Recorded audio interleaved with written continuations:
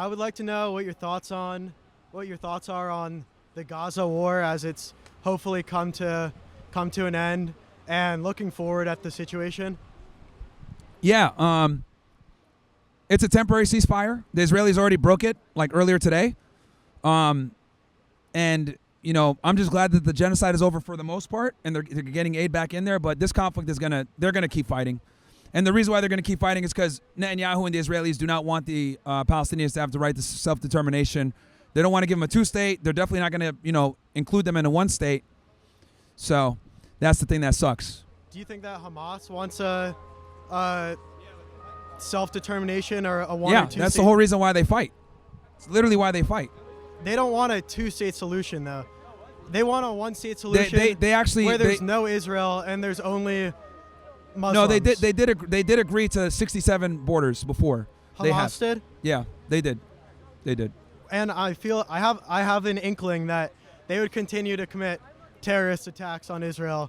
I would argue, if you're going to call Hamas terrorists, I would argue the IDF are terrorists too. Both commit acts of violence in furtherance of a political ideology. That's the definition of terrorism. Can you say that last part again? I didn't hear you. Sorry. The definition of terrorism is the act of committing, basically committing violent acts in furtherance of a political or social ideology of some kind. The IDF fits that definition just like Hamas does. And the reality comes down to, and this is the ugly reality, it really comes down to your perspective. For some people in the Arab world, they look at Hamas as freedom fighters, right? And look at the IDF as terrorists. And then you go to the West and they look at it the opposite way. Hamas are terrorists and the IDF are freedom fighters. It's really a matter of perspective of where you stand and where you are. Right. But the thing that's irrefutable is that the Palestinian people have been illegally occupied by the Israelis since, they got kicked out in 48 and then they've been occupied since 1967. So I think the Israelis need to understand that, like, if you illegally occupy people, you don't give them any rights, you have an apartheid state, you're never going to have peace. So until the Israelis figure out how to live in harmony and answer the Palestine question, they're always going to have problems in the Middle East. And when you say the Israelis were occupying Palestinian land since 67, who are they occupying the land from? From the Palestinians. And they're also occupying it from the Syrians in the Golan Heights. So the West Bank, Golan Heights, or Gaza for a while until they still occupy Gaza too. And then they're continuously expanding the West Bank settlements illegally. So would you say that between 1948 and 1967, that Egypt was occupying the Gaza Strip and Jordan was occupying the West Bank? Yeah, sure. But the difference is these are their Arab brothers, right? These are other Muslims. Like it's different. And it's not the same brutal occupation that the Israelis are doing now, where they have no rights. They don't have any right to self-determination. They're marginalized in every way. They can't take certain roads. So it's all good. It's a little bit of wind. So, hey, can one of you guys fix that? Go ahead. You're saying that the Israelis didn't allow the Palestinians to have self-determination, which is something I think they should change in their policies. They should change, you think? Yeah. Yeah, it's the conflict's never going to end until they do. But my question with that is, between 48 and 67, the Egyptians nor the Jordanians allowed the Palestinians to have self-determination in that time period. And between those years, the Palestinian identity, as it's known today, was not yet widespread or really enacted. So the reality is the way they're occupied now, right, by the Israelis, where they have absolutely no rights. Like, the occupation by the Israelis is the most brutal by far. I see your perspective. You're saying, well, Jordan and Egypt, it's not the same as what Israel's doing. And my biggest problem, by the way, and why this issue, is that we fund it as Americans. Like, my concern is we fund that bullshit, right? So that's my biggest gripe. And I personally think that, I'm not going to say the U.S. should cut entirely their funding to Israel. I think we should cut all aid to them. From a Zionist perspective, I think that Israel is too dependent on the United States, that they can't act in their own interest because they have, the U.S., whatever administration it is, whispering in their ear, not forcing per se, but encouraging them to act in the U.S.'s interest rather than in the interest of Israel, which the two, in certain circumstances, are intertwined, but not always. Yeah, I get your perspective, but the reality is that Israel would not be able to survive if not for U.S. support. If the U.S. pulled, which I think we should pull all their aid, you guys would either have to A, make peace with your neighbors, or B, be destroyed by your neighbors, and it would probably happen very quickly. Missiles would rain down on Tel Aviv like they did before. It would be very bad, and that would force them to the negotiating table and actually exercise diplomacy. The problem is that the Israelis have never had to actually operate or exercise diplomacy in good faith because they've always had U.S. backing, right? And they have an illegal nuclear program too. So this has emboldened them to do reckless foreign policy that we end up eating later on, like we're seeing with Qatar and Saudi Arabia and Pakistan alliance, etc., and furthering their influence by China and Russia. So there are trickle-down effects to our foreign policy that's being run by the Israelis. So the reality is you guys can't operate without the United States. And I think that we do need to pull aid so that Israel can get a reality check and make peace with their neighbors and actually negotiate in good faith, which I think the United States can get in the middle and help that. But I do think that we need to, get them off the tit at this point and tell them, look, we're not going to give you guys any more aid. We'll be happy to broker some type of agreement between you and Iran and all these other Muslim countries, but the aid date ends here. And we broker that, stop the aid. They have to give the Palestinians a state of some kind and give them some sovereignty. We go from there.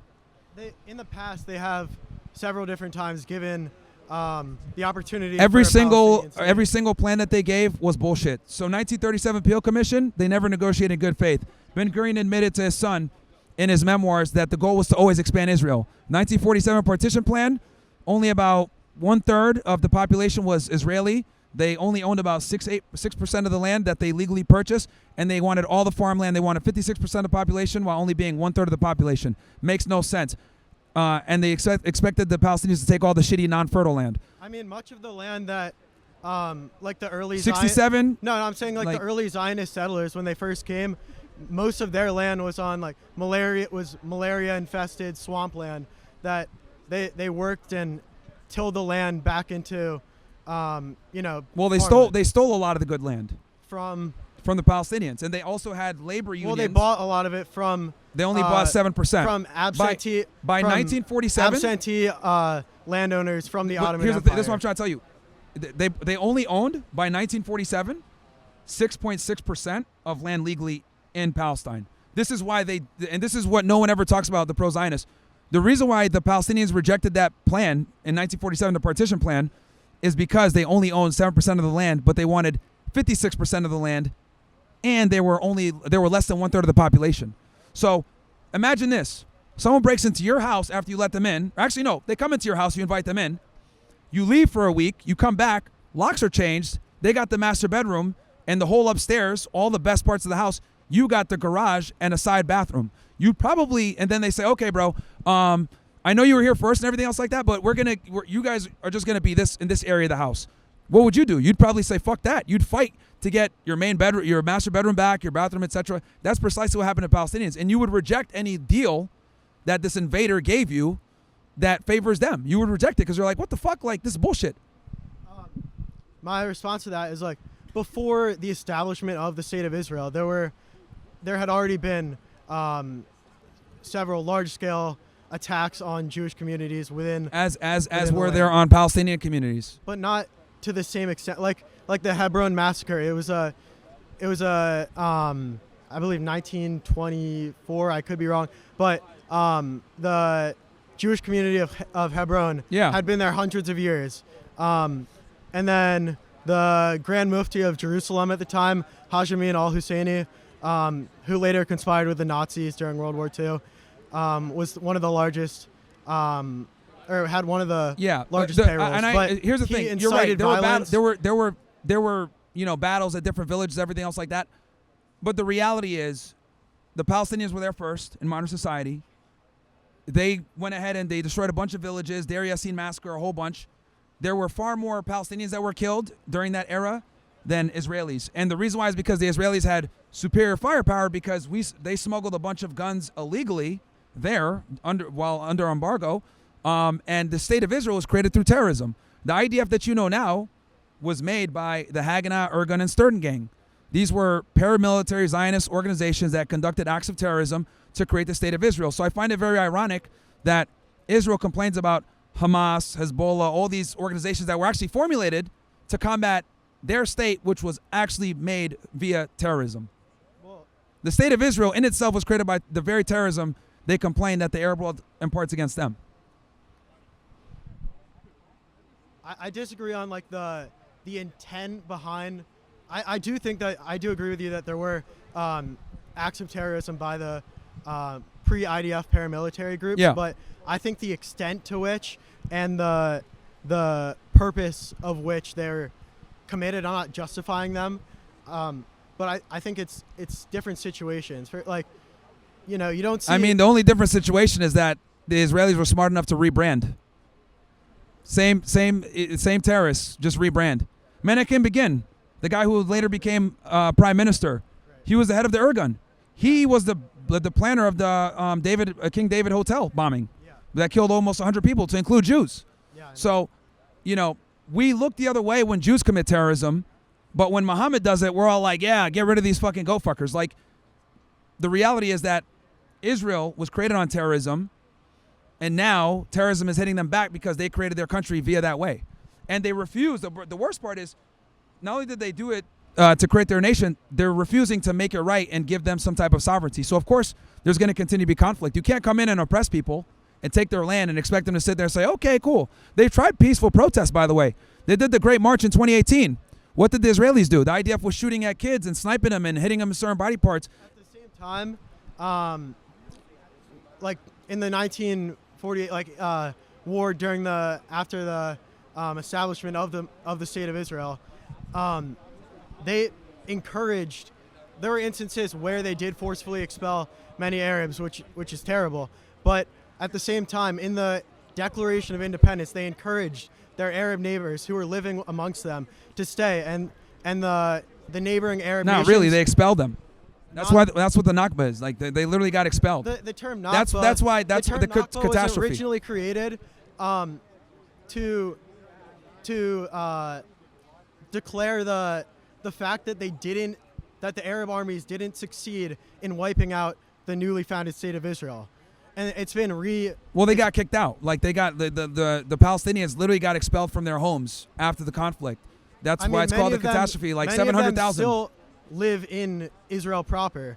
Yeah, but 700,000 of them got kicked out. And many of the ones and a lot of them ended up in Gaza. Many of the ones who left were left on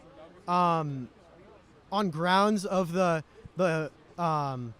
invading Arab armies that said, leave, we're going to go drive the Jews into the sea, and then after we finish the war and all the Jews are gone, you guys can come back and live happily without any Jews in the land. They got expelled, man. They literally got expelled. Certainly many of them right, did. And then they didn't. That's why they thought they would be able to come back. That's why a lot of them took their keys, but that was all a lie. They got expelled.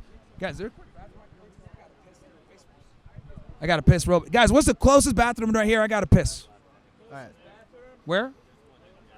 All right, I'm going to run in there real quick. Have a good day. Read chats. No worries.